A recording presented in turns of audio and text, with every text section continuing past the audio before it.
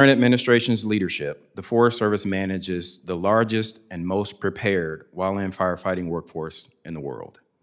We successfully put out 98% of our fires during initial attack, keeping fires small so they don't threaten communities and require large amounts of resources. In service to the President's vision articulated in Executive Order 14308, empowering common sense wildfire prevention and response, the agency is working with the Department of Interior more closely to align operations amongst the departments.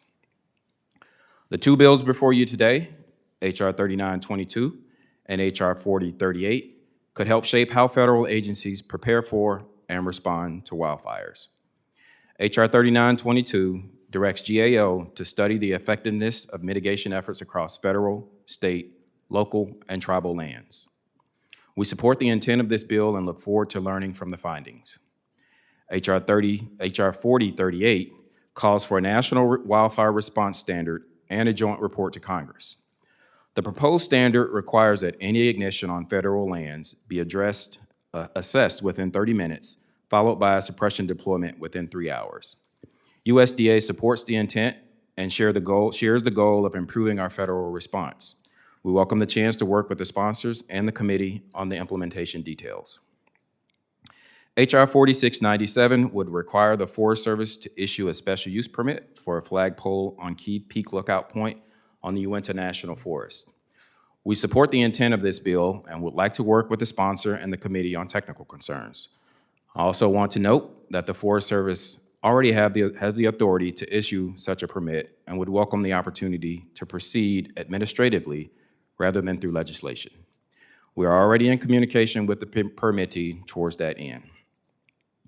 H.R. 6300 would amend the Federal Land Management Policy Act to ensure consistent application of grazing policies across National Forest System and grasslands in the 16 western states.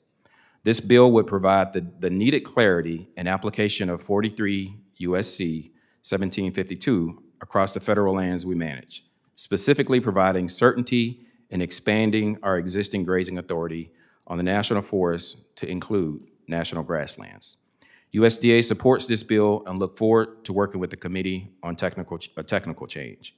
We appreciate the committee's effort to streamline and expand grazing opportunities on federal land. This concludes my testimony and my oral statement, and I look forward to answering any questions. Thank you for your testimony, Mr. Crockett. Now we're going to go to questioning.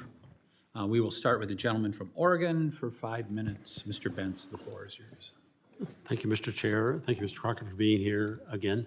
I'm really interested in this, the 30-minute bill, because, of course, we all want to put the fires out as quickly as we possibly can. And I understand your concerns as reflected in your testimony.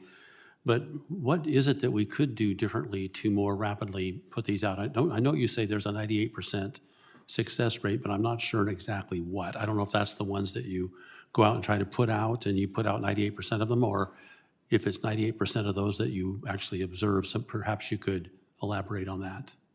Absolutely. So let me provide clarity on the statement that I made around having a 98% success rate on initial attack. That means that we are providing rapid response to initial attack, put the resources out on the fire, and put them out while they're small.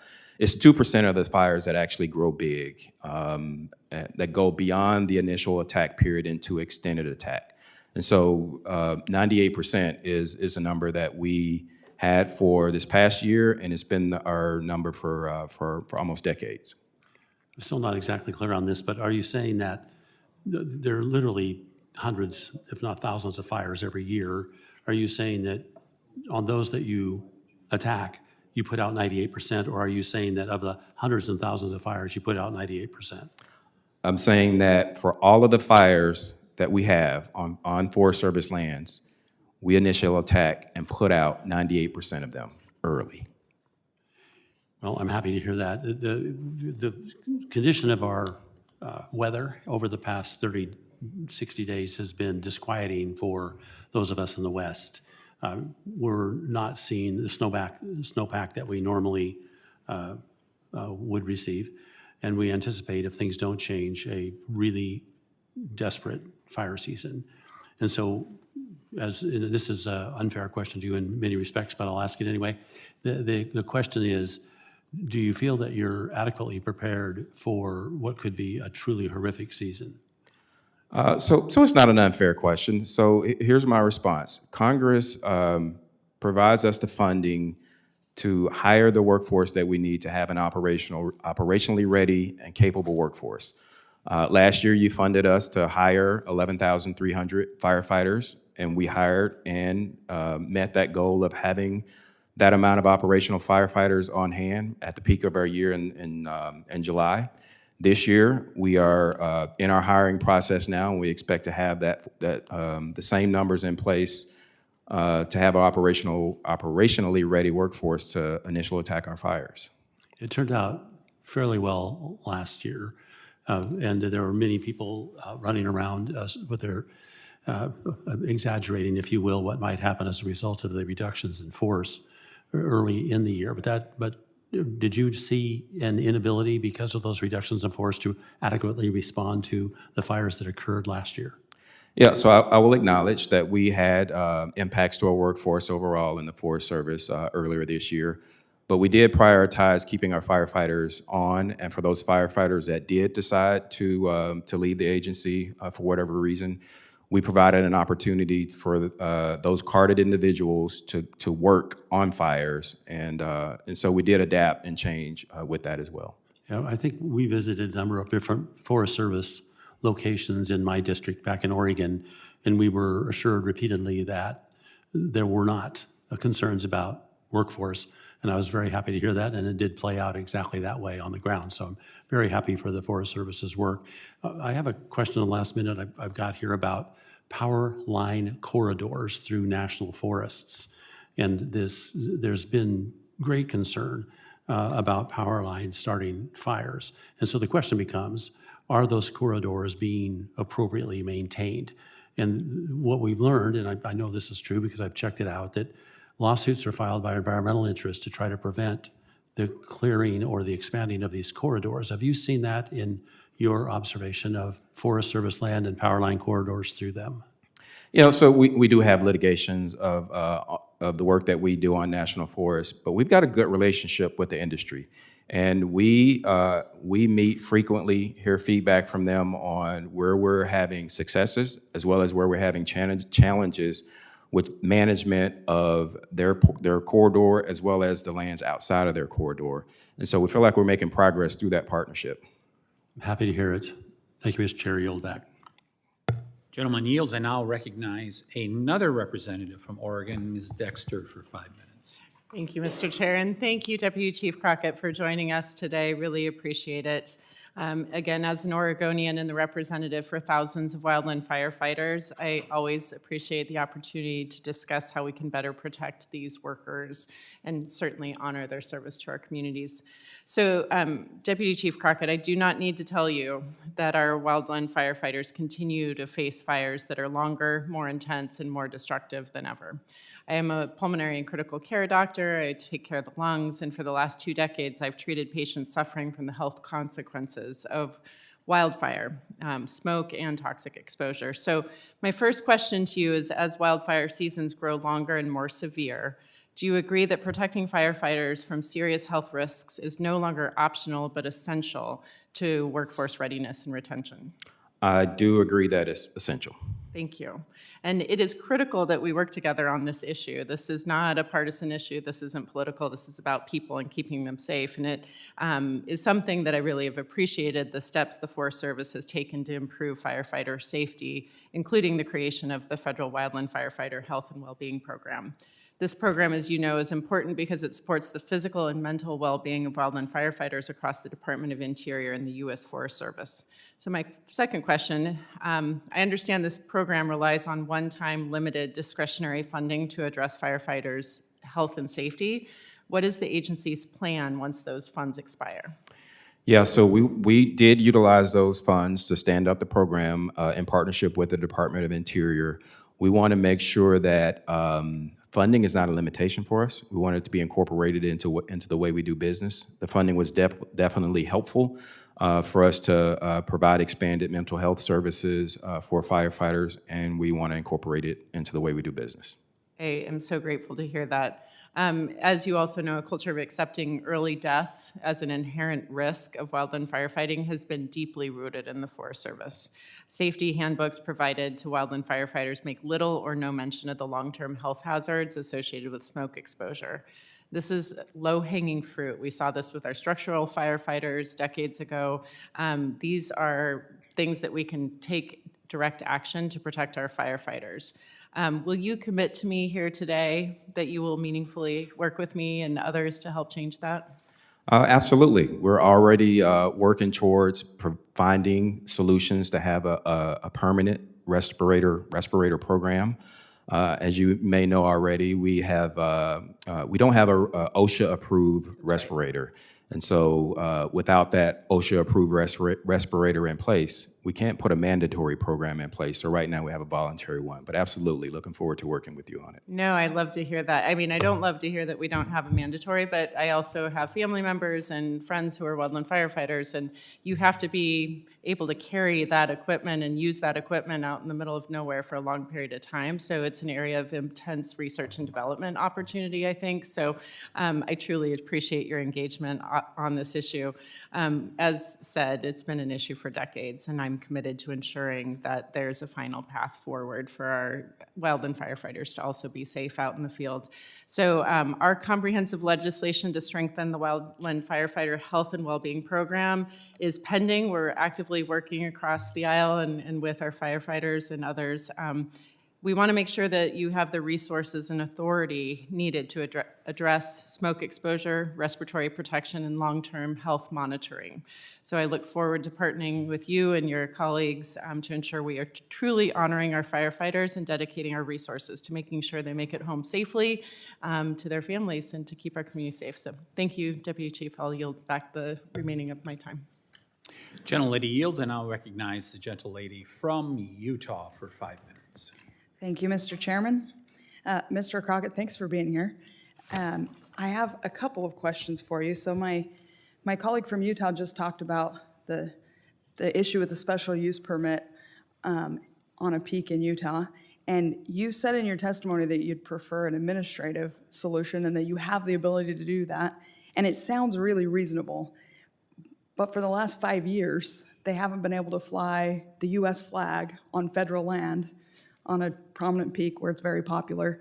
Can you explain why you think a legislative fix is not the right answer and an administrative fix is the appropriate answer when for 5 years they've been working to get an administrative fix and they're not there yet? Yeah, so thank you for the question. So the basics of it is, so why do something legislatively when we can do it administratively? And it's my understanding that in December, we did meet with Mr. Collins, and after that, he's supposed to provide us with a proposal around the operation and maintenance of the flag, and then that would be part of that special use permit that would then be approved. Well, generally, I agree with the idea that whatever is the most efficient, uses the least government resources is the right way to solve a problem. But I'm a little skeptical that we should go with an administrative solution when we've been 5 years without one. So I would love to work with you and find that solution. But we have a responsibility here in Congress to oversee the agencies. If it's not happening, then legislation is what we've got to work with. I also want to ask you about my colleague, Congresswoman Hageman's bill. You testified that H.R. 6300 corrects an inconsistency in FLIPMA and aligns with recent appropriations riders. And back to this idea that whatever is the most efficient way to solve a problem and uses the fewest government resources is probably the best way. Is it fair to say that this bill would replace year-to-year fixes with permanent statutory clarity? Yeah, that permanent statutory authority would be an easy fix. And the technical correction that we asked for, the current bill focuses in on the 16 western states, and we want it to be for all the states. So states like Texas, who has national grassland, could participate in it.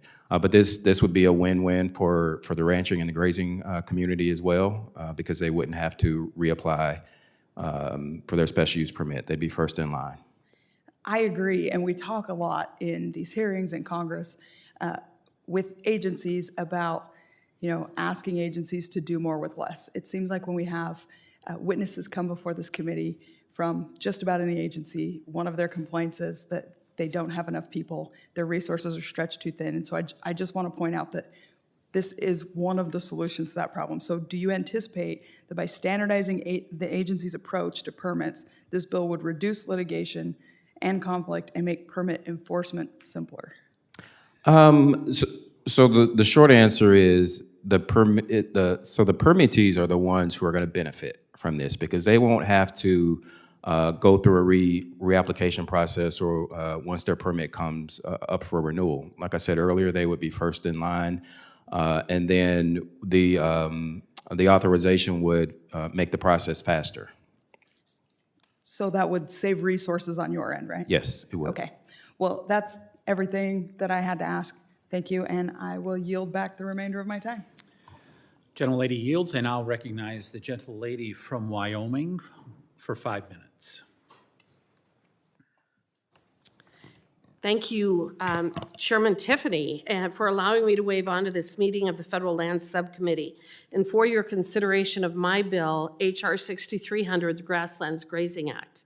I am pleased that the subcommittee invited my constituent, Ty Checketts, who ranches on the Thunder Basin National Grassland, to testify on the merits of this bill.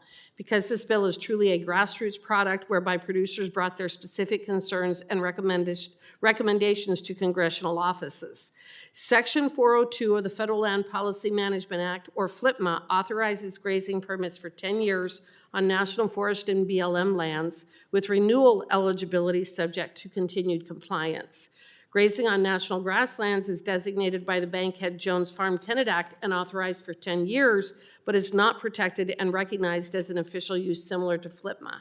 Ranchers with permits to graze on national grasslands are not guaranteed permit renewals and have experienced unnecessary hurdles from the USDA in obtaining these renewals. H.R. 6300 amends FLPMA to conform to Congress's existing definition of the National Forest System, providing statutory clarity regarding permit renewal eligibility on national grasslands. The statute's current lack of clarity regarding the broader National Forest System harms producers with negative impacts on rangeland health and rural economies. So, Chief Crockett, I just have a couple of questions about the clarification that you have requested us to make with regard to H.R. 6300. In your testimony, you indicate that my bill, H.R. 6300, the Grasslands Grazing Act, you recommend additional changes to the underlying FLPMA statute to properly extend this bill to all ranchers on national grasslands, which would include Texas. And this would make it so that all of the places where we do graze on national grasslands would be covered. Is it your testimony that striking FLPMA's limitation to the 16 contiguous western states would ensure that the bill's policy of solution applies to ranchers operating on grasslands in Texas and all other states as well? Yes. Okay. And would expanding grazing access on all federal lands in all possible states align with the administration's stated goals to expand grazing access on federal lands? Yes. Okay. It is my commitment to work on an amendment to the Grasslands Grazing Act to broaden its relief to all states which have national grasslands grazing. And there was no intent to exclude any particular state. We actually just used the existing language in FLPMA as it was before we were sought to change it. And it is my full intent to always expand opportunities for American ranchers and producers in every state. It is clear that FLPMA grazing law needs more than just this single modernization proposed in the introduced versions of the bill, and I look forward to making further reforms to provide parity and relief for all of our American producers. With that, I thank you for being here. I thank you for providing us with that clarification. I look forward to working with you to make sure that it becomes a reality. And Mr. Chair, I yield back. The gentlelady yields, and I'll recognize the gentleman from Tennessee for AUC. Thank you, Mr. Chair. Ms. Bush, Yolanda Burgess, has emailed a statement to committee staff on this issue, and Mr. Fuchs, who's here, also has a statement on Fort Pillow. and I would like to ask for unanimous consent for those to be entered into the record. Without objection, so ordered. Thank you, sir. You're welcome. And I'll recognize the gentleman from Utah, Mr. Kennedy, for his 5 minutes of question. Thank you, Mr. Chair. And Deputy Chief, thank you for being with us. You mentioned that the possibility of an administrative correction to this issue could be issued, and I'm certainly willing to consider that. Why is it for years then that has not been issued in this case of the Star-Spangled Summit Act? Yeah, so thank you for the question. So as I stated earlier, it's about getting the flag under a special use permit. And I know it can be awkward for me to sit here and try to defend our actions around the American flag. And we have a responsibility that anytime there's an unauthorized use put on a national forest, our local managers are gonna anchor to their guidance around what it takes to get it under an authorized use, which is a special use permit. We look forward to working with Mr. Collins on getting the special use permit approved and having the flag once again fly over the mountain. I'll just point out for the record and for the public that's listening at this point, it's already 3 years that this individual's been banned from having a 20-foot flag and a 5x8 flag on that flagpole. Sorry, it's a 20-foot flagpole and a 5x8 flag fly between the early parts of June to October. Hit the individual with the Boy Scouts and other community members that might hike to the top of this peak. It's a 4-hour hike. It takes half an hour to put this temporary flagpole up. It's between two rocks that he said he does this. He takes a small bit of cement to cement the flagpole in between these two rocks.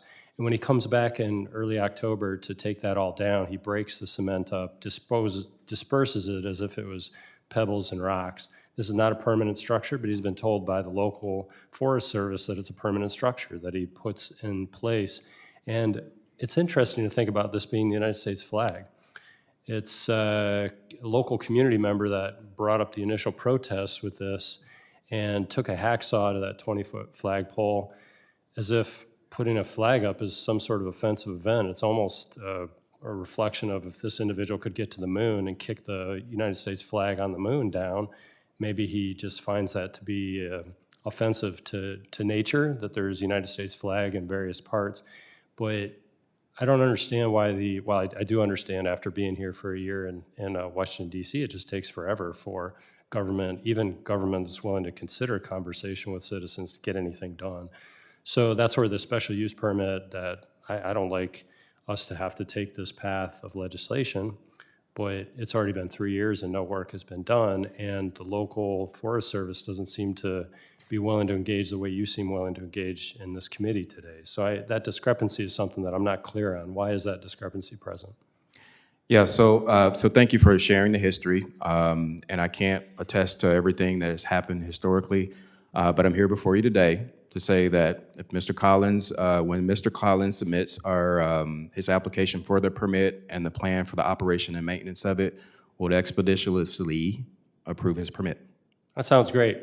And I don't know how to get that in contract today, but it's a good public statement. And I appreciate your willingness. I think most people would see this as a reasonable thing. Tell me about the difference between what I've described as a 20-foot flagpole, concrete, and two rocks to put a temporary structure, and this individual would take it down, as I mentioned. He put it up in June and take it down in October is what he tells me. And he's been told that administratively that's considered a permanent structure. Can you tell me why that would be considered a permanent structure when the individual has not left it year-round, and it's just essentially a crack in the rock that he's put this in and used some cement to kind of glue it in? Tell me about that. Yeah, so let me take this approach, because if I try and have a conversation around the flag and the flag being on the mountain, it's a no-win situation. So think about anytime somebody has put something on a national forest that's not authorized to be there via that special use permit, and that is the mechanism that makes sure that if a flag is put up, that is properly maintained, or if a structure is put up, it's properly maintained, and it doesn't pose a risk, and all of those things that are part of an operation and maintenance plan under a special use permit. And I know we're here to talk about the flag, and I just gave you my commitment around the flag. I love it. Thank you. And I'll just point out for the public who don't know this area well, not that far away, there is a large Y representing Brigham Young University on the side of Y Mountain. And that's been there for ages.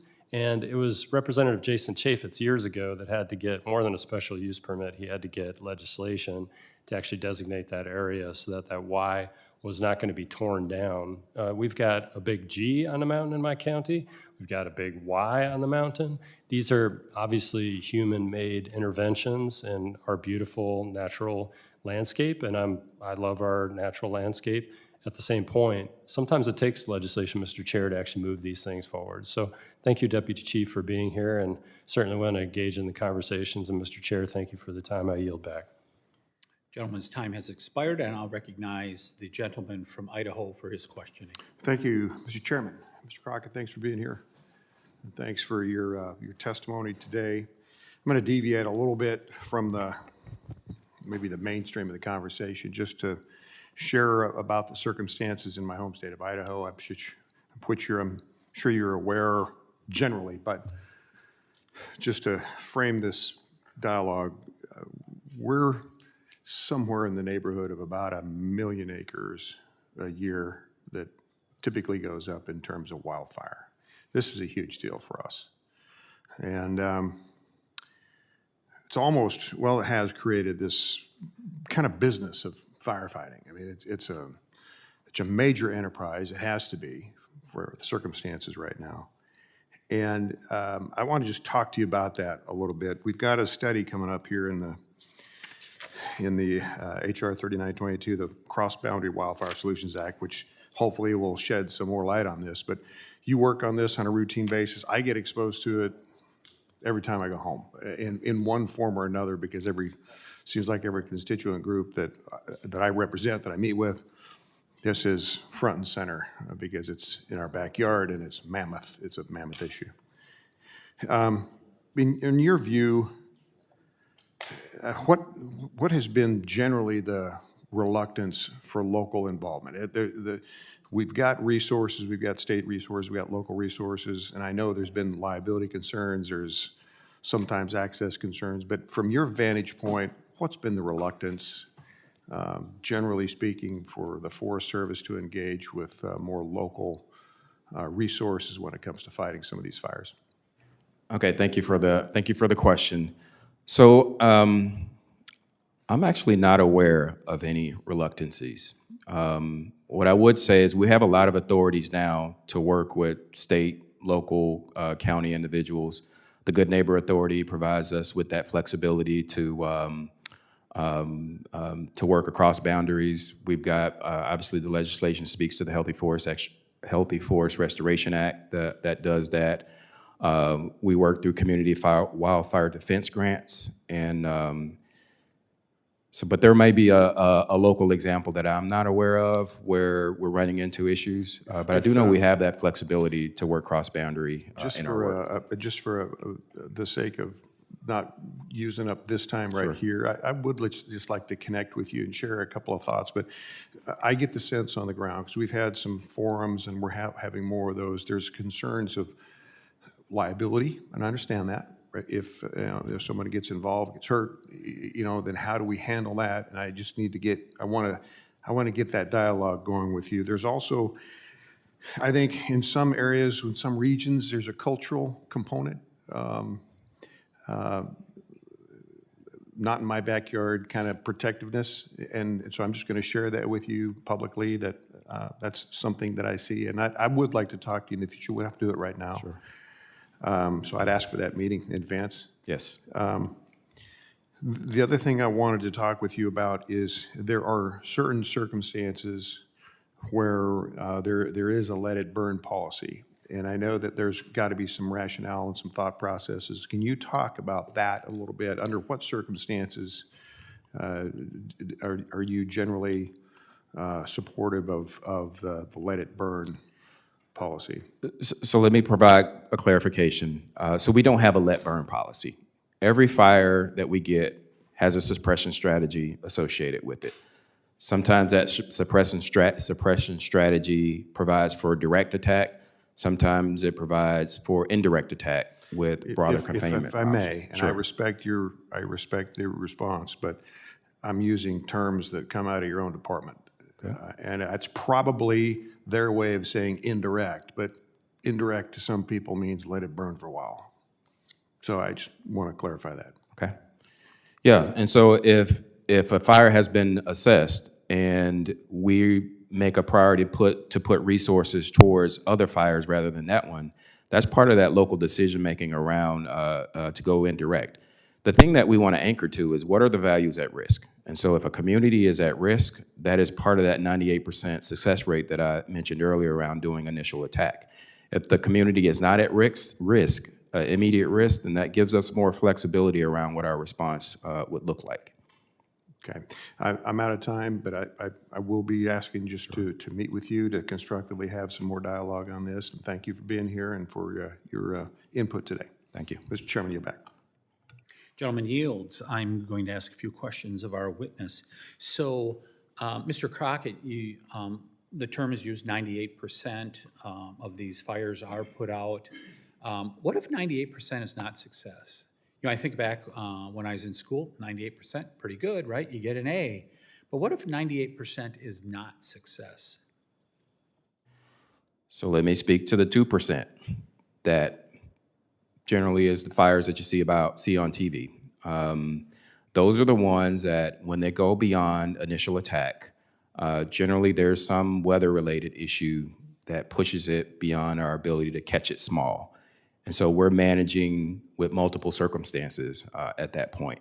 And it also depends on the time of the year on the fire. And so if we're catching fires when we've got plenty of resources available to put towards it, when we're at preparedness level 1, but when we're at preparedness level 5, which means that all of our resources are stretched thin, and we're then managing that 2% risk, 2% of the fires that have grown beyond the initial attack stage. Is one of those contributing factors the lack of harvest? So let me respond this way. If we are managing the forest before the fire starts, it allows us to catch it early in a smaller state during initial attack. Let me repeat. Let me make sure I heard that. So if you are actively managing the forest, it gives you a better chance to suppress that fire. Absolutely. I understand the Forest Service has brought forest supervisors from across the country to DC to discuss the administration's goals to increase active forest management and expand timber harvests from our federal lands. Can you talk about what is hoped to be achieved in 2026 by the Forest Service? Yeah, so thank you for the question. And yes, we do have all of our, we call them line officers, forest supervisors, some of our district rangers, regional foresters, those that are responsible for implementing the activities on the ground. We do have them in town this week and setting leaders' intent around what it means to implement our active management strategy. And we're finding that there are opportunities for them to do cross-training and cross-learning with each other as peers as well. And so this is anchoring to our priorities around implementing our active management strategy.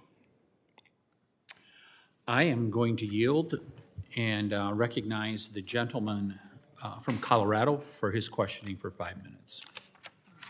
I thank the chairman and thank the deputy chief for being here. And actually, I don't have any questions for the deputy chief, but I do want to make a couple of statements for the record. My apologies for the delay here with the competing committee hearing to this one. But nonetheless, am grateful for this particular hearing and the bills that we'll be considering today. I'm grateful that we can have an opportunity to come together on issues that I know we care deeply about on both sides of the aisle with respect to both forest health and the wildfire crisis, the wildfires that continue to metastasize across the western United States and challenge various communities, including communities in my state of Colorado. We might not always agree on how to address these challenges, but appreciate that we continue to create opportunities for bipartisan action on this issue. And one of those ways in which I think we can make progress is legislation that I've introduced today, which I know we'll talk a bit more about, the Cross-Boundary Wildfire Solutions Act, which ultimately ensures that we're studying existing federal programs, rules, authorities for wildfire mitigation across federal and non-federal lands, really improving collaboration between landowners and government agencies to help mitigate the most severe wildfire risks while protecting vulnerable communities. The legislation comes directly from the Bipartisan Wildland Fire Mitigation and Management Commission's report. We know that at the end of the day, it doesn't really matter if the lands are federal, state, private, or tribal when a wildfire starts moving. And our response must be cross-jurisdictional too. This bill will help us better understand the authorities that we have and how to expand those to protect fire-prone communities across the country, including the ones that I'm very lucky, really blessed to represent. With that, I know there are a number of other pieces of legislation that we're going to be discussing today, and I appreciate the Deputy Chief's testimony regarding the same, and of course, appreciate all of my colleagues with respect to the pieces of legislation that they've proposed, and I will yield back the balance of my time. The gentleman yields, and if there are no further questions, we will now move on to our third and final panel. Thank you, Mr. Crockett. I'd like to thank the witness for his valuable testimony. While the clerk resets our witness table, I will remind the witnesses under committee rules. They must limit their oral statements to 5 minutes, but their entire statement will appear in the hearing record.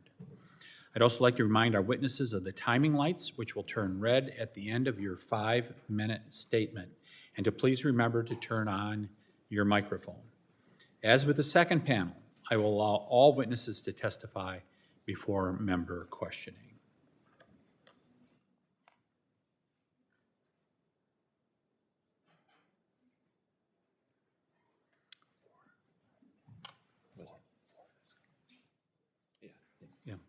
First, I'd like to introduce the Honorable Tyler Clancy, Representative for District 60 in the Utah House of Representatives. Representative Clancy, you are recognized for 5 minutes. Welcome. Well, thank you, Chairman Tiffany and members of the committee, and I'd also like to add my condolences to the passing of your colleague, Congressman LaMalfa. Thank you for the opportunity to testify today. As mentioned by Congressman Kennedy, I represent House District 60, which is Provo, Utah, in the Utah House of Representatives. I'm here today to speak in support of H.R. 4684, also known as the Star-Spangled Summit Act. For generations, Kive Peak has been a place where families hike, where scouts learn perseverance, and where our community looks out over the home we love. Long before modern trails, the peak held meaning for the Northern Ute tribe and later became a focal point for pioneers in the Utah Valley. For more than 20 years, Provo resident Robert Collins has hiked that mountain after the snowmelt to raise the American flag and then returned in the fall to respectfully take it down. He did this with his son, his scout troop, his neighbors, and with members of the community who came together to honor the ideals that bind us together. The peak and the flag at its summit is deeply woven into the cultural identity of Utah Valley. It stands out in the work of local artists as a defining silhouette on our skyline and as a shared point of reference that has literally become the symbol of Provo and the surrounding communities. Yet in 2021, the Collins tradition was abruptly halted. Not because it harmed the land or endangered the public. The hangup came from a federal permitting policy that treats a small seasonal flag display the same as a permanent commercial structure, all but banning Mr. Collins' patriotic display, and the Star-Spangled Summit Act fixes that and lets our flag fly again. This bill directs the Forest Service to issue a special use permit for this one specific purpose and provides for review, renewal, or termination if the terms are violated. In short, it restores common sense while respecting environmental stewardship. It's a shame our permitting process has become so far-reaching that we need a bill to raise and lower flags somewhere. This is really the dark matter of permitting in America.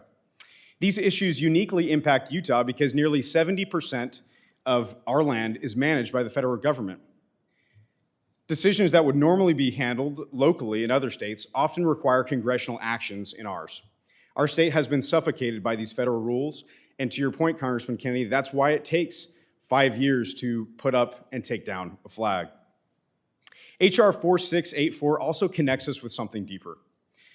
Chris Barnard, the president of the American Conservation Coalition, has talked about how our environment has connected us to our national character and who we are as Americans. Further, President Theodore Roosevelt once wrote, The nation behaves well if it treats the natural resources as assets, which it must turn over to the next generation increased and not impaired in value. He also believed that time in nature strengthens citizenship, courage, and moral clarity. Standing on a pristine mountain peak above your home, looking out over the valley, does exactly that. And moments like these connect us to place, to responsibility, and for many, to the divine. I also want to briefly recognize the meaningful work this committee takes on. The House Natural Resources Committee has shown the ability to solve real problems. As recently as December, this body came together in a bipartisan way to pass the SPEED Act, led by Chairman Westerman and Congressman Golden, to modernize a permitting system that had become slow, costly, and disconnected from its original intent. That legislation sent a clear message that we can protect the environment while also restoring common sense to federal permitting. The Star-Spangled Summit Act fits squarely within that same tradition. This legislation is targeted and grounded in practical problem solving. It does not weaken environmental stewardship in any way. It simply fixes a narrow issue where bureaucracy has overstepped. This proposed fix from Congressman Kennedy respects both the land and the people who care for it. As one of Utah's representatives from Provo, I can tell you this absolutely matters to my constituents and to thousands of families across the Utah Valley. At a time when Americans are hungry for institutions that work and symbols that unite, allowing the flag to fly once again over Kive Peak is a small but meaningful affirmation of our shared patriotism. I respectfully urge this committee to support this effort and to stand with Utahns who believe that honoring our land and honoring our flag are not competing values, but complementary ones. Thank you, Mr. Chair. Thank you, Representative Clancy. I will now recognize Mr. Ty Checketts, President of the Association of National Grasslands. Mr. Checketts, you are recognized for 5 minutes. Good afternoon, Chairman Tiffany, Ranking Member Neguse, and members of the subcommittee. Thank you for the opportunity to testify in support of legislative measures that grant equal rights to producers who hold permits and use federal lands. Currently, I serve as President of the Association of National Grasslands. I'm a member of the Wyoming Stock Growers, NCBA, and hold the privilege of having a seat on the Board of Public Lands Council. Most importantly, I'm a husband and father trying to carve out a living as a rancher, playing my part to build a legacy for generations to come. My wife and I, with our children, own and operate the historic Fiddleback Ranch in northeast Wyoming. We run about 1,000 head of Black Angus on 65,000 acres.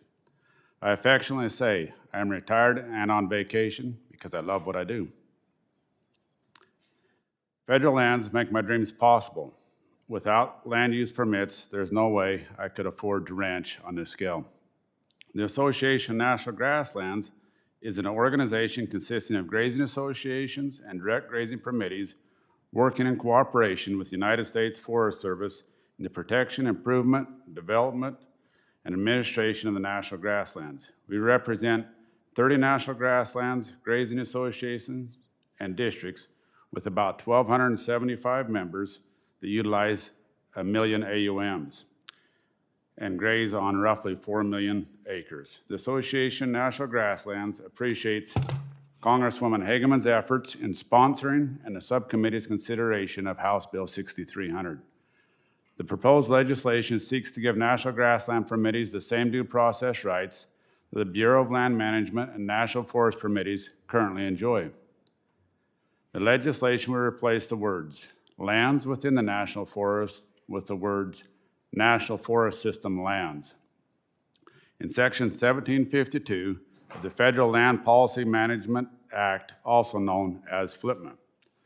During the congressional deliberations of FLPMA in 1976, original language included national grassland permittees in the due process protections of USC 1752. However, the national grassland permitted protections were removed in committee. The final version of FLPMA omitted the national grassland permittees, granting those due process rights only to the National Forest and BLM permittees. The development of USDA Grazing Regulation 36 CFR 222.3 resulted. This regulation creates two classes of permits, Forest Service having more rights and national grasslands having less. The basis for these two classes is due to FLPMA's exclusion of the national grasslands in 43 USC 1752. Congresswoman Hageman's legislation will remedy this longstanding inequity. The proposed amendment would allow national grassland permittees the following permit securities. 1, the right to 10-year permits. 2, first priority for receipt of new permit. 3, entitlement to written notice of any permit violations and an opportunity to achieve compliance before cancellation or suspension proceedings related to the permit. And 4, in case of an emergency, no permit would be allowed cancellation without 2 years prior notification. These protections that the Forest Service and BLM permittees currently enjoy would enhance the relationship between the Forest Service and the National Grassland permittees by creating more stability and a clearer set of rules governing the relationship. According to the USDA Census of Agriculture, the average age of ranchers is 58 years old. A lot of these producers are going to work till they can't and be forced to sell out because the next generation needs a better foundation to forecast a more stable future. Putting the grasslands on equal footing will give the young ranchers more confidence to continue producing high-quality products as part of our national food security. Since 2017, the U.S. has lost over 17% of cattle ranches, more than 150,000 operations. The national herd numbers are at a 75-year low, while consumer demand for beef has grown 9% over the past decade. We can't afford to lose any more ranchers, and we can't afford to lose any more AUMs. The value of grazing can't go unrecognized. More than 60% of the western beef herd grazes on public lands, and more than 50% of the breeding ewes do too. The DOI estimates grazing generates $1.5 billion in direct economic impact to the West each year. Grazing generates $8.58 billion in ecosystem services annually. Mr. Chairman and ranking members of the subcommittee, the proposed legislation seeks to give the National Grassland Permittees the same due process rights that BLM and Forest Service permittees currently enjoy. Thank you, and I welcome any questions. Thank you, Mr. Checketts. I now turn to the ranking member of the subcommittee for an introduction of our next witness. Thank you, Mr. Chairman. I'm honored to introduce our next witness and one of my constituents in Fort Collins, State Forester Matt McCombs from the Colorado State Forest Service. Mr. McCombs has served the state of Colorado as State Forester since 2022 and has had a successful career across natural resources, forest management, and government. He previously worked in the U.S. Forest Service in both Colorado and North Carolina, served as an aide to U.S. Senators Ken Salazar and John Tester, and is a veteran, deploying with the Colorado Army National Guard and Montana Air National Guard. He brings a wealth of experience and knowledge to his position and has certainly been a trusted partner for me and my office throughout his tenure with the Colorado State Forest Service. So it is great to welcome Mr. McCombs back to the committee today. Good to have another fellow Coloradan here in the hearing room, and look forward to hearing his testimony. And I thank the chairman for his indulgence. Thank you, Chairman Tiffany, Ranking Member Neguse, and members of the subcommittee. I really appreciate the opportunity to testify today. Again, my name is Matt McCombs, and I serve as the State Forester in Colorado and Director of the Colorado State Forest Service. I appreciate the opportunity to be here, and I want to begin by thanking Congressman Neguse for his leadership in reintroducing the Cross-Boundary Wildfire Solutions Act. This legislation reflects the reality of how wildfire actually behaves on the ground and represents a meaningful step toward forward as the nation prepares for, responds to, and ultimately learns to live alongside wildfire. In Colorado, wildfire has always been a part of our landscape and our ecology. Fire plays an important role in sustaining healthy and productive forests and grasslands. But we are experiencing today is fundamentally different in the scale, intensity, and consequences. A warming climate, prolonged drought, accumulated fuels, and expanding development in fire-prone areas have dramatically increased both the likelihood and the negative impacts of fire. The 2020 fire season was a turning point for our state. The Cameron Peak Fire became the largest wildfire in state history, burning more than 200,000 acres across federal, state, and private lands. Beyond the immediate fire impacts, the long-term consequences are still unfolding. That fire burned in critical watersheds that supply drinking water to many Colorado communities, increasing the risk of flooding, sedimentation, and long-term treatment costs that will be borne by the state for decades. That same year, the East Troublesome Fire demonstrated just how quickly wildfire can overwhelm our traditional planning and response. In a single day, the fire crossed the Continental Divide, something many of us previously thought was unlikely, threatening the town of Estes Park and Rocky Mountain National Park. It moved seamlessly across ownership boundaries, underscoring that fragmented land management leads to fragmented outcomes when wildfire occurs. Right on the heels of the troublesome and Cameron Peak fire, a year later, the Marshall Fire reinforced an even more sobering reality. Wildfire is no longer confined to remote or forested landscapes. In December of 21, extreme winds drove a grass-fed fire through suburban communities along the Front Range, destroying more than 1,000 homes in a matter of hours.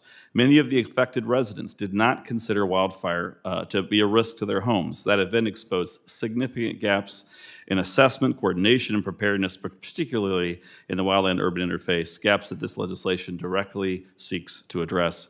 The Cross-Boundary Wildfire Solutions Act reflects that what many of us that work in fire and forest management see every year. Wildfire does not respect ownership boundaries, jurisdictional lines, or administrative authorities. Fires move across federal, state, tribal, and private lands based on weather, fuels, and topography, not land ownership.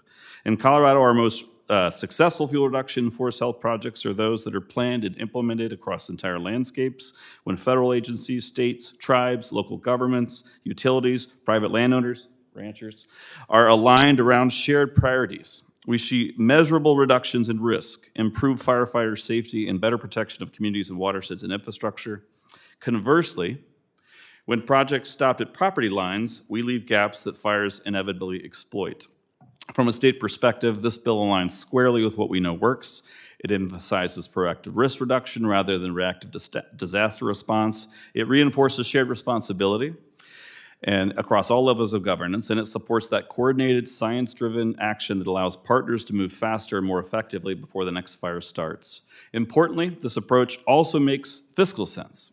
Every dollar invested in mitigation and cross-boundary planning reduces future suppression costs and disaster recovery expenditures and long-term impacts to water supplies, infrastructure, and economies. States like Colorado are ready to be strong partners in this work, but we need federal resources that match the scale and complexity of the problem we face together.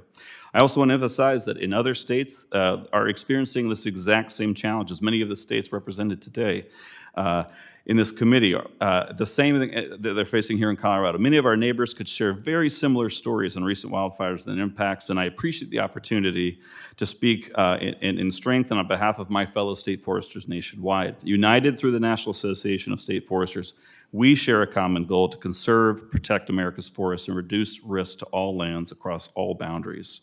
I'm grateful to Congressman Neguse and this committee for prioritizing solutions that reflect the realities on the ground and strengthen our collective ability to live with wildfire.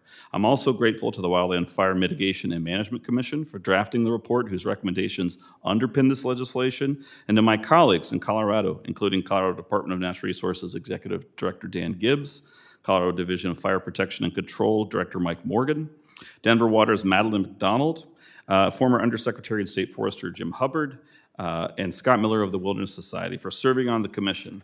This legislation represents forward-thinking, actionable approach, and it's ultimately going to improve our resilience to wildfire, one that recognizes wildfire as a shared risk requiring shared solutions. Thank you for the opportunity to speak, and I look forward to your questions. Thank you, Director. Finally, I'd like to introduce Mr. Pat Russell, the Fire Chief of Anaheim Fire and Rescue. Chief Russell, you are recognized for 5 minutes. Thank you, Chairman Tiffany, Ranking Member Neguse, and all members of the committee for allowing me the opportunity to testify today on H.R. 4038, the Wildfire Response and Preparedness Act of 2025. I'm Patrick Russell. I serve as Fire Chief of Anaheim Fire and Rescue with over 40 years of fire service experience and decades of frontline leadership. I have a clear perspective on these threats facing our communities today. Wildfires are not an occasional challenge for us. They are a constant and escalating reality we face year after year. Unlike many other emergencies, wildfires can either be natural or human-caused, often unpredictable, and capable of overwhelming entire regions in a matter of hours. When response is delayed, fire behavior escalates, risk to firefighters increase, property loss threatens increase, civilian lives are placed in jeopardy, critical infrastructure and cultural values are at increased risk. In 2025, we saw both progress and vulnerability. While the number of fires did not decline significantly, the total number of acres dropped sharply. This was encouraging, but driven largely by favorable weather and aggressive early response, not by a systematic change. Those conditions will not always exist. Early indicators already point to a more active 2026 fire season. At Anaheim Fire and Rescue, we are proud of our capabilities, but wildfire response is never a local effort alone. It is a shared responsibility among federal, state, and local partners, especially during the initial attack when minutes matter most. When federal resources are delayed or unavailable, the consequences are immediate. Small fires grow into major incidents, state and local agencies stretch beyond capacity, response times increase, firefighter safety is compromised, and civilian lives and property are placed at a greater risk. This strain is not sustainable. There is one constant in wildfire management. Our greatest chance of success comes from a rapid, well-resourced initial attack.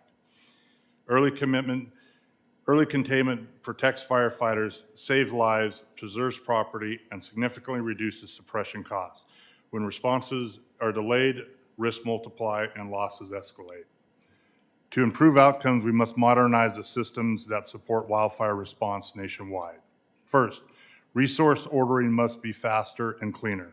All available resources, federal, state, local, and contract, must be visible in one unified system so they can be deployed without delay.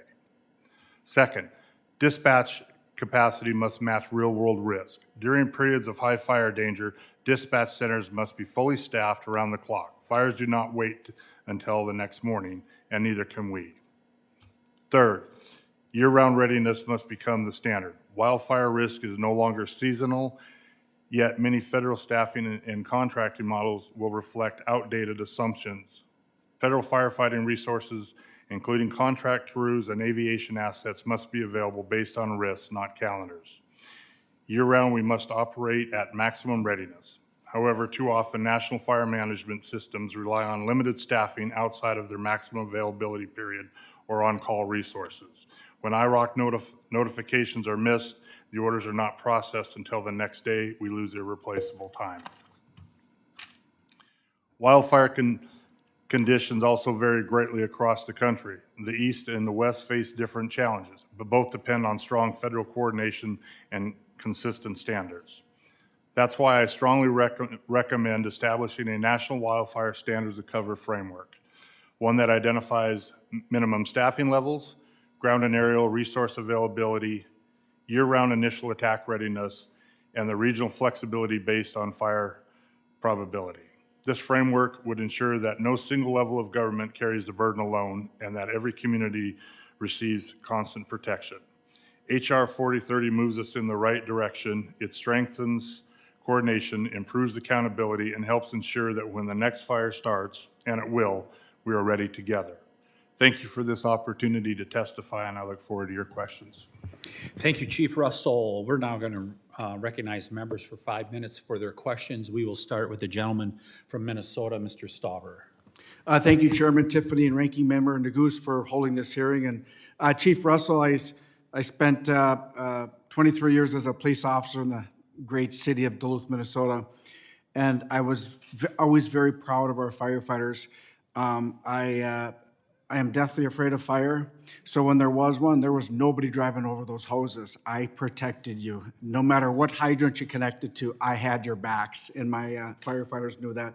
But to the two firefighters behind you, I want to thank you for your service and sacrifice. Police and fire, public safety, EMS is very, very near and dear to my heart, and we will take care of you in good times and bad, and that's my commitment to you. With that being said, Chief Russell, thank you for joining us today, and thank you for the incredible work that you and your department do every day to keep us safe.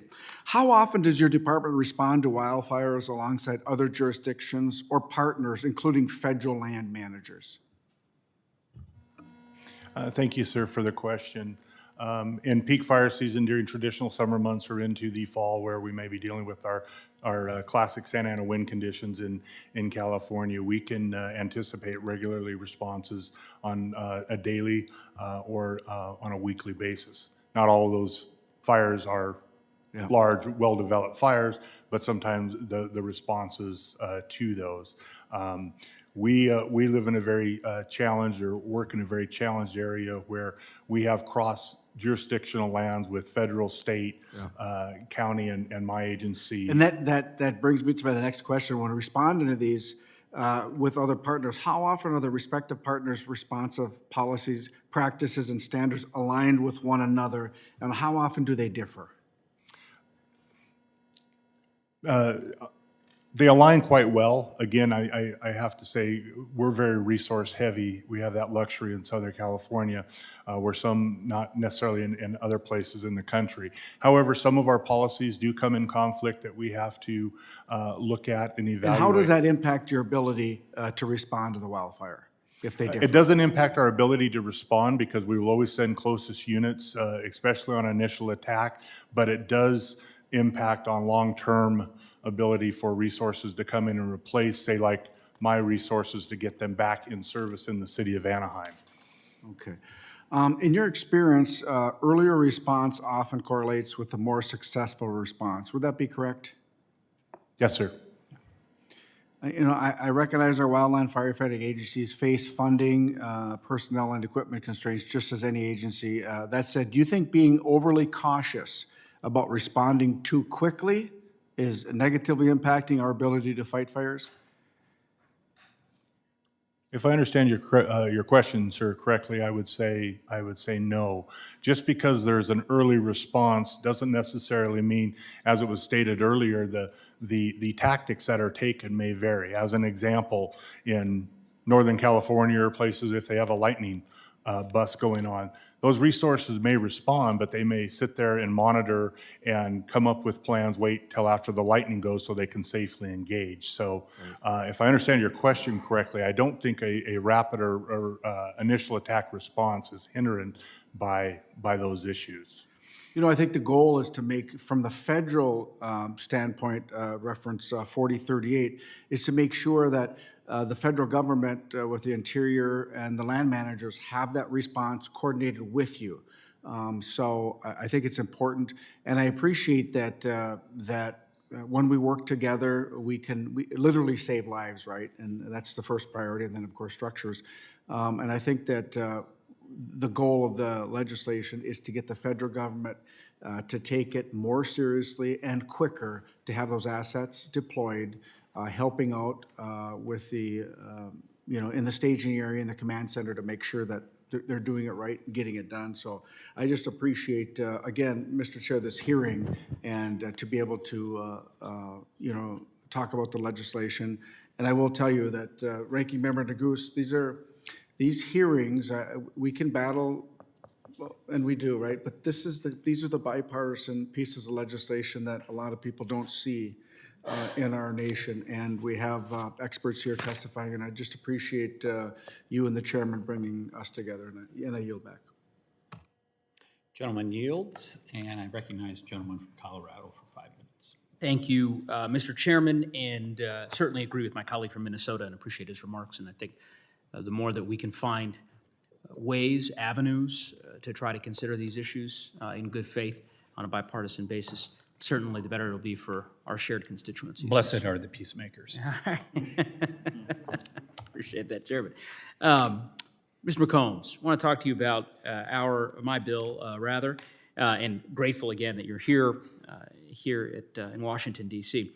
In your testimony, you outlined that the most successful forest health projects are the ones that are implemented across entire landscapes and across jurisdictions, and I certainly couldn't agree more, which is really the impetus for H.R. 3922, and grateful for your support, and I think you articulated well the reasons why this bill makes a whole lot of sense. Something you and I have talked about fairly recently is the pine beetle outbreak in Colorado, which threatens the lives and livelihoods of millions of Coloradans, up all the way north in Larimer County, the Wyoming border, down south through Douglas County and Jefferson County and elsewhere. And I wonder if you might be able to expound a bit on why this type of cross-boundary landscape program and projects would benefit the current circumstances that we're facing in Colorado, or rather help us ameliorate the challenge that we're facing with respect to the pine beetle outbreak, which is a real, in some respects, almost existential challenge for our forests in Colorado. Thank you, Ranking Member, for that question. The way I describe this is no one sector on its own, all sectors working together, we have a fighting chance. And, acknowledging that the fire doesn't know our boundaries, and if every resource across all the different ownerships can come together and find ways to ameliorate these challenges, we can move forward together in a way that allows this never to happen again. The bill in particular calls out or puts resources behind how do we identify those barriers that either are seen or unseen. And hopefully it'll put forward recommendations that we can, working through this committee and elsewhere, bring into law and then translate those into implementation on the ground.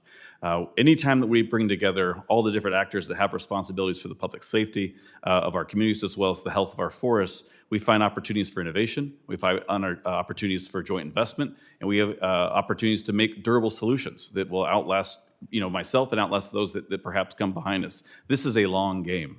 This is a decadal effort we're involved in and we're engaged in it. And our responsibility is to work together to move as efficiently with a sense of urgency and a bias towards action.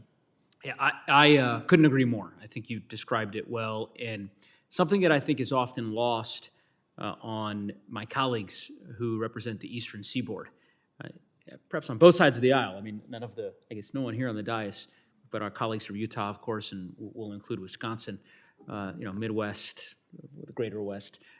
I think it's lost on them that these landscapes are very, very complex, and there are multiple jurisdictions that ultimately have authority over the landscapes. And certainly in my district and wide swaths of land in western Colorado, you're talking about areas in which you might drive 3 miles, and during that 3-mile drive, traverse private land, state land, federal land, BLM managed land, Forest Service managed land, and that creates a number of challenges, right? When you're talking about something as existential as wildfires. So in any event, I think our bill, of course, is a step in the direction of trying to address what you described as a challenge facing our communities in the West, and hopefully we can use that as a building block for more. So, but again, grateful to the State Forester, and grateful, I should say, to all the witnesses, but in particular to the Chief and to your personnel fighting fires each and every day. We're certainly grateful for the work that you all do, putting your lives on the line, sacrificing for our communities. And thank you to the Chairman. I yield back. The ranking member yields, and I now recognize Ms. Malloy from Utah for 5 minutes of questions. Thank you, Mr. Chairman. Representative Clancy, thanks for being here. It's good to see you at 2,000 miles from home for both of us. There are probably easier ways for us to get to talk to each other. But I guess, first of all, I just want to say I appreciate my colleague, Dr. Kennedy, testifying that it's hard for even a very fit person to hike to the top of that peak, because I have hiked it, and it was very difficult. And there's not a lot of oxygen up there. I can't imagine doing it with a 20-foot flagpole. But Tyler, you know as a state rep that it's never just about the flag or the flagpole. In states like Utah, where we have so much federal land, everything local governments are trying to do runs into federal barriers. I've got a story from just up I-15 in my district where there was a youth group trying to clean up trash on Forest Service land, and they couldn't get a permit to go pick up trash. And it sounds really reasonable to say, we have processes, you have to follow these processes, but sometimes the results are absurd. Would you just speak a little bit to that local perspective? You're in law enforcement and in local government, of the trust that gets eroded sometimes and what it's like. Absolutely. Thank you, Representative, for the question. And you're right, there's 1,000 stories just like the one that you mentioned. Representative Jack, the chair of Utah's Environmental Stewardship Caucus, shared it would be funny if it wasn't critical infrastructure, but there was a critical infrastructure project that the state was working on building, but the permit was being held up because one area of land that they were trying to build through was actually the habitat for a cuckoo bird. The challenge is the cuckoo bird is not native to Utah, and there was no cuckoo birds in the state of Utah. And those are the kinds of things where I think many times we have a reaction where if it's federal land, it's protected and it's done effectively.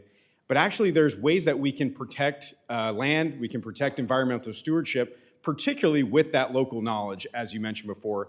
And so whether it's law enforcement, but particularly in the environment, I think that local expertise is so important. Thank you. I agree, and sometimes the things we talk about here sound like we're really caught up in the thick of thin things, but there's always a lot of other things piled up where we have to be able to live with these federal lands in states like Utah, and there just has to be a more efficient way to make decisions, a better way to work together. So thank you for flying all the way out here to testify about that. I'm going to give you a break for a minute. Mr. Checketts, I really appreciated your testimony, and you talked about how the age of ranchers is getting higher and higher. Every time I start talking about Harriet Hageman's bill, she walks in, it makes me a little nervous. I don't know what spy software she has. But can you talk about how that permitting uncertainty and the extra hoops you have to jump through on grasslands make it harder for the younger generation to want to take over and live the kind of lifestyle that you eloquently spoke about how much you love? Yes, ma'am. Thank you for the question. 3 quick things. One, as a rancher, we have debts. Most ranchers do. And so it's a concern if we don't have a permit that is solid. Secondly, for our children to come, they want to come and build a home, be there forever. It's a concern for them to know that they have stability, that they want to invest their lives, invest their education, blood, sweat, and tears like we have to be there. Thirdly, there's different grazing associations that have lost AUMs because this bill hasn't been passed yet, and that scares a lot of people. Yeah, I'm one of them. Sitting here listening to all the testimonies today, it sounds like we're talking about fixing a lot of technicalities, and they are technicalities in the law. But for people who are out on the ground trying to do things, these technicalities really matter. Whether you can put a flag up on a peak or renew your permit on a grassland or respond quickly to a fire, all of those are real world problems that we have a responsibility to solve. And I just appreciate you all being here to talk about what it means to you so that we can get it right. And with that, Mr. Chairman, I will yield back. The gentlelady yields. I now recognize Mr. Kennedy for 5 minutes. Thank you again, Mr. Chair. And Representative Clancy, thanks for coming all the way out to witness for us as to the Star-Spangled Summit Act. I've heard from local media as well as a variety of constituents about the impact of this flag. What sort of impact have you heard from constituents in your area, the area that you represent as a state legislator, as to the fact that between June and October this flag flies above one of our university football stadiums, and people can have an opportunity to see it for several months each year until it was forbidden by the United States Forest Service just several years ago. What constituent feedback have you heard about the impact of this flag? Well, one that comes to mind is the Sandstrom family, Jesse and Abby Sandstrom, who I know you know well, Congressman. They are avid hikers, and being on the Utah Climbing Alliance as well, they're out in the outdoors all the time. It's been 5 years since they saw the American flag up on Kiev Peak. This is an opportunity now where they have 3 young small children and they're constantly going on these hikes. This is an opportunity to look up at the flag and talk about these moments. More than anything, what I hear is about these symbols that unite us. In such a divided time, the American flag really centers us on who we are as a country and inspires us to be a little better. What does it mean, thank you, along those lines on a corollary basis, when we forbid such activities from happening, what is the impact that might have not only on those that can't participate, but also those in the future, the young ones that might look at that opportunity, the scouts and the scout troop that say, well, we've been doing this, why can't we do it? And the Scoutmaster's response has to be, the federal government has forbidden us from putting up a United States flag in a place that can be seen. Tell me what kind of impact you would estimate from the Forest Service interpretation of what is obviously a very temporary structure. It was put up in June, it was taken down in October, it was a crack between 2 rocks. He put up a 20-foot flagpole with a little bit of concrete. He would come and responsibly take it down in October. What is the impact if we're not allowed to be able to put up the stars and stripes in a visible location on our mountains? Well, certainly, and the Star-Spangled Summit Act, I think, speaks to the broader concern. What happens when folks across the country, and particularly in Utah, see incidents like this, they begin to lose trust in government. And that's our social fabric starts to fade away. And so when they see something on the news or their scoutmaster says you can't fly the flag on one of the most important hikes in our valley, people just start to check out and they say, yeah, government doesn't care about me. And that's really where I think that while this bill is targeted, it's small, it sends a really important message that people can have faith that we're out here solving problems, whether it's 2,000 miles away. But that's the importance I think it has. I talked earlier in my introduction of you're one of the youngest legislators in the United States of America. If you don't mind revealing that, how old are you? I'm 28 years old. 28 years old. You've been in the state legislature for how long? Congresswoman Hageman is also 28 years old. She was just telling me that. And how long have you been in our state legislature now? I'll be entering my 4th session next week. Excellent. And during that period of time, tell me what the youth, the young people, your generation, thinks about our federal government or government in general. Right. Well, I think it goes back to what I mentioned previously, that I think when you see extremism and the divisiveness start to arise, it's because people feel checked out.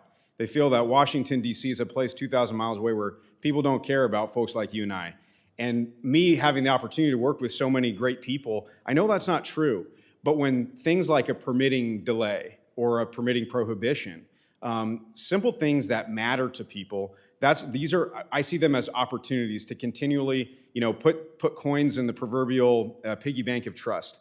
And I think that's something that we can all focus on. When your optimism to run for office, to serve in office with your wife Leah supporting you along the way, the fact that you are actively involved in your community as a law enforcement officer in the community, the fact that you come here to talk about a common sense, but frankly nonsensical fact, Mr. Chair, that we have to run legislation to put a United States flag on a mountain peak is a reflection of why a lot of people do feel like government just doesn't work for them. And I'm grateful for your optimism. I share it. We need to make sure that those young men, young women, that the people in the community can look at the government as something that actually works. And it's sad that we have to take an act of Congress to do something that's patriotic, like put up a flag. But God bless America, because we'll do it if we need to reflect the fact that there is hope for this great country, 250 years old, and we hope for another 250 years in the future. So Representative Clancy, thanks for being here to bring out those important symbolic aspects of what is a relatively simple bill. But Mr. Chair, I'll just say we will not stand down in whatever way we need to. We'll make sure that the United States of America and its flag can fly everywhere in this country in an unfettered fashion. Thank you, Representative Clancy. Thank you, Mr. Chair. I yield back. Gentleman's time has expired. Now I recognize the gentlelady from Wyoming. Thank you, and again, thank you for allowing me to wave on to your very important committee. First of all, I want to commend the Forest Service for the work that you do. If you have watched over the last couple of years with the Biden administration, when Forest Service employees came before our committee, I was pretty hard on them, for good reason. We need to better manage our national forest system lands, and I know that that is what you want to do. It's a goal of yours. So many people don't realize that under the 1897 Organic Act, the Forest Service was created within the Department of Agriculture, not within the Department of Interior, specifically for the purpose so that we could use these lands for commodity production, whether that is timber production, production of water, grazing. Those are all things that are incredibly important. And it was the very purpose of why these 192 million acres were eventually set aside, including our national grasslands. I want to make sure that our national grasslands are properly managed and that they are used by the people who can benefit not only in our communities, but ultimately it benefits all of us. By clarifying that flip grazing provisions are to apply to the entire national forest system, we will be putting national grasslands on parity in terms of certainty provided to permits in the FLPMA statute. And Mr. Checketts, why is certainty so important for current operations and future generations who want to engage in this agriculture way of life? Thank you, Congresswoman Hageman, and thank you again for sponsoring this bill.